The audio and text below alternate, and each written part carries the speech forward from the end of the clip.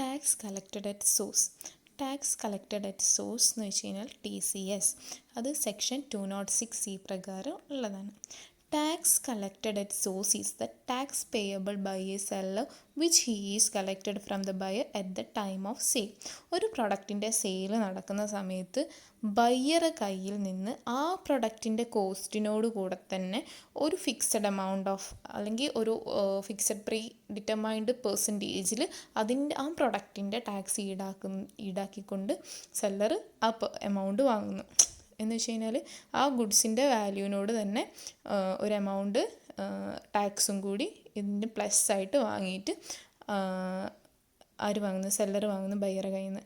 എന്നിട്ട് seller tax pay ചെയ്യുന്നു. Tax payable by a seller which he is collected from the buyer at the time of sales. Tax seller pay ചെയ്യുന്നു. പക്ഷേ അതാരെ കയ്യിൽ നിന്ന് ഈടാക്കുന്നത്? ബയ്യറെ കയ്യിൽ നിന്നായിരിക്കും ഈ ടാക്സിൻ്റെ എമൗണ്ട് ഈടാക്കുന്നത്. അത് സെയിൽ നടക്കുന്ന സമയത്താണ് ഈ സെല്ലർ വാങ്ങുക. Okay. Section 206 of the income tax act governs the goods on which the seller has to be. 206C പ്രകാരമാണ് ഏതൊക്കെ പ്രൊഡക്റ്റിന് ഏതൊക്കെ ഗുഡ്സിനാണ് ഇത്തരം ടാക്സുകൾ ഈ ഒരു ടൈമിൽ കളക്ട് ചെയ്യേണ്ടതെന്നുള്ളത് പറയുന്നത്. Okay. If the purchase value of ഒരു പ്രൊഡക്റ്റിൻ്റെ പർച്ചേസ് വാല്യൂ എക്സ് ആണെങ്കിൽ ആ പ്രൊഡക്റ്റിൻ്റെ പർച്ചേസ് വാല്യൂ മാത്രമല്ലാതെ അതിൻ്റെ ടാക്സും കൂടി ആഡ് ചെയ്യുന്നു. ഇവിടെ എക്സ് എന്ന് ഡിനോട്ട് ചെയ്യുന്ന ഒരു പ്രൊഡക്റ്റിൻ്റെ വാല്യൂ, അതിൻ്റെ കൂടെ പ്ലസ് എക്സ് എന്നുള്ളത് അതിൻ്റെ ടാക്സ്. ഇത് രണ്ടും കൂടി ആയിരിക്കും ബയർ പേ ചെയ്യേണ്ടി വരിക. സെല്ലർ അത് വാങ്ങുകയും ചെയ്യും. സെല്ലർക്ക് ഫെർദർ ടാക്സ് പേയ്മെൻറ്റ് നടത്താൻ വേണ്ടി സെല്ലർ ബയ്യറെ കയ്യിൽ നിന്നാണ് ഇത് രണ്ടും ഈടാക്കുന്നത്. എന്ന് വെച്ചാൽ പർച്ചേസ് വാല്യൂ ഈടാക്കുന്നതും അതേപോലെ തന്നെ ടാക്സ് വാല്യൂ. ഓക്കെ. പിന്നെ നമുക്ക് കുറച്ച് റേറ്റ് ഓഫ് TCS ഡിസ്കസ് ചെയ്യാം. Rate of TCS for assessment year 2020-21. ഇതിൽ alcoholic liquor for human consumption അതിന് 1%, ടെൻഡു ലീഫിന് 5%, ടിമ്പർ ഒബ്റ്റൈൻഡ് അണ്ടർ ഫോറസ്റ്റ് ലീസിന് 2.5%, timber obtained by a mode other than under a forest ലീസിന് 2.5%, അതേപോലെ any other forest produced not been timber or temple 2.5%, scrapന് 1%, mineral bean coal and or ignite or iron or 1%, parking lotന് 2%, toll plazaക്ക് 2%, mining and quarriesന് 2%, motor vehicles of value exceeding ₹10 lakh at the time of receipts of amount from the buyer 1% ആണ്. ഇനിയിപ്പം buyer status അനുസരിച്ച് എന്താവും? ഇതിൽ tax exemptions വരുന്നുണ്ട്. Tax exemptions അല്ല, ഒരു ഇത് കൂടുന്നതിനനുസരിച്ച് ഇൻക്രീസ് ചെയ്യുന്നുണ്ട്. സർചാർജസ് കൂടുന്നതിനനുസരിച്ച് tax computed as by shall been increased by surcharges. Okay. അതെന്താണെന്ന് വെച്ച് കഴിഞ്ഞാൽ ഇപ്പോൾ ഒരു റേഞ്ച് ഓഫ് ഇൻകം എന്ന് വെച്ച് കഴിഞ്ഞാൽ ഒരാളത് 0 to 50 ആണെങ്കിൽ അയാൾ ഇൻഡിവിജ്വലോ അല്ലെങ്കിൽ കോപ്പറേറ്റീവ് സൊസൈറ്റി, ഡൊമസ്റ്റിക്കോ ഫോറിൻ കമ്പനി അവിടെ ഒന്നും അയാൾ ടാക്സ് ചെയ്യേണ്ട ആവശ്യമില്ല.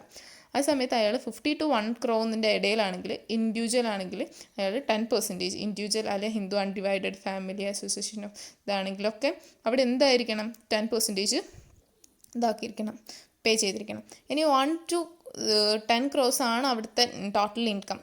ഇത് ഇൻകത്തിൻ്റെ ബേസിലാട്ടോ പറയുന്നത്. അപ്പോൾ 1 crore to 10 crores ആണെങ്കിൽ അവിടെ ഇൻഡിവിജ്വൽസിനാണെങ്കിലും അല്ലെങ്കിൽ ഹിന്ദു അൺഡിവൈഡഡ് ഫാമിലീസിനാണെങ്കിൽ 15%, അതേപോലെ തന്നെ കോപ്പറേറ്റീവ് സൊസൈറ്റീസിനാണെങ്കിൽ 12%, ഡൊമസ്റ്റിക് കമ്പനീസിനാണെങ്കിൽ 7%, ഫോറിൻ കമ്പനീസിനാണെങ്കിൽ 2% ഒക്കെ പേ ചെയ്യണം. അതേപോലെ തന്നെ 10 crore എബവ് ആണ് അവിടുത്തെ ടോട്ടൽ ഇൻകം എങ്കിൽ ഹിന്ദു അൺഡിവൈഡഡ് ഫാമിലിക്ക്, ഇൻഡിവിജ്വൽസിനും ഹിന്ദു അൺഡിവൈഡഡ് ഫാമിലിക്കും അസോസിയേഷൻ ഓഫ് ഒക്കെ 50%, കോപ്പറേറ്റീവ് സൊസൈറ്റിക്ക് 12%, ഡൊമസ്റ്റിക് കമ്പനീസിന് 12%, അതേപോലെ തന്നെ ഫോറിൻ കമ്പനീസിന് 5%. ഇവിടെ എഡ്യൂക്കേഷൻ സെക്സ് എത്രയാണ്? 4% ആണ്. അതേപോലെ തന്നെ ടാക്സ് എക്സംഷൻസ് ഉണ്ട്. ഫസ്റ്റ് വൺ എന്ന് പറയുന്നത് goods are brought for personal consumption ആണ് അയാൾ ഇത് വാങ്ങിയതെങ്കിൽ ടാക്സ് എക്സംഷൻ ഉണ്ട്.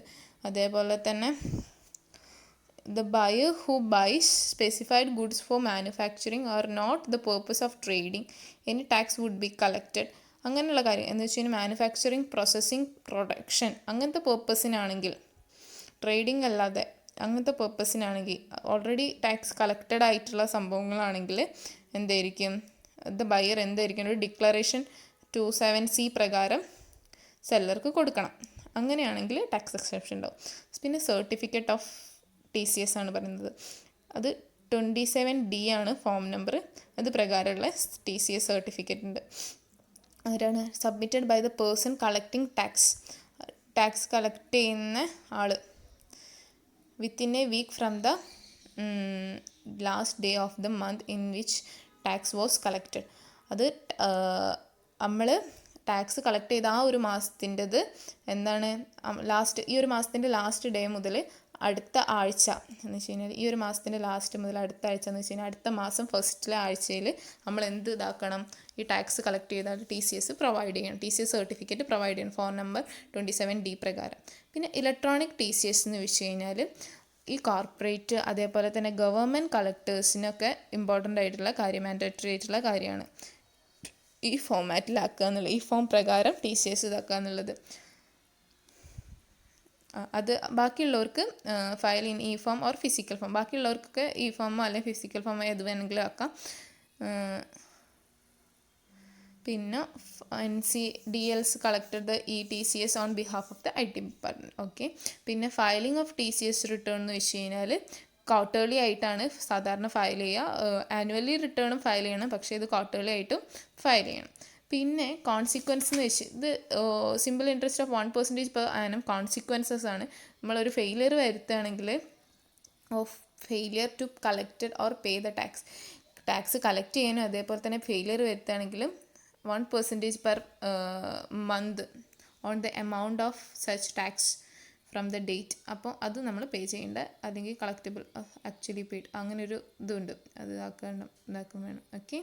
അത് മാത്രമല്ല, നമ്മളെന്തെങ്കിലും ഇത് വരുത്തുകയാണെങ്കിൽ തന്നെ if a person responsible to collecting the tax fail to pay the collected tax he shall be punishable with rigorous imprisonment 3 months to 7 years with fine under section 276BB എന്നുള്ള section പ്രകാരം ഫൈനും അടയ്ക്കണം. അതേപോലെ തന്നെ 3 months to 7 years അയാൾക്ക് ടാക്സും പേ ചെയ്യണം.